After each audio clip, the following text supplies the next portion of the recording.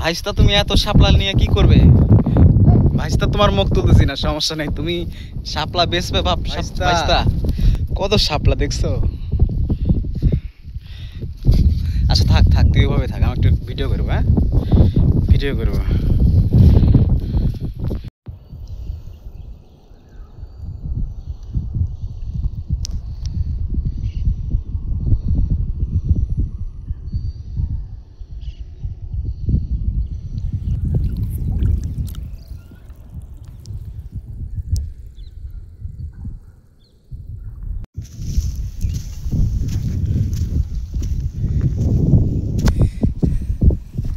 এটাই হয়েছে গ্রামের সৌন্দর্য, বুঝতে পারছেন?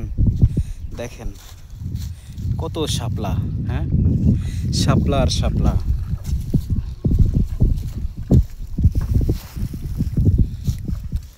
আমার ভাইস্তা এগুলা খাবে, খাওয়ার জন্য এতগুলো শাপলা মনে করে নিয়ে আসছে, দেখতে পাচ্ছেন? শাপলা আর শাপলা। ভাইস্তা তুমি এত শাপলা খায়, সব শাপলা আমার ভাইস্তা সব শাপলা নিয়ে চলে আসছে, দেখেন কত শাপলা।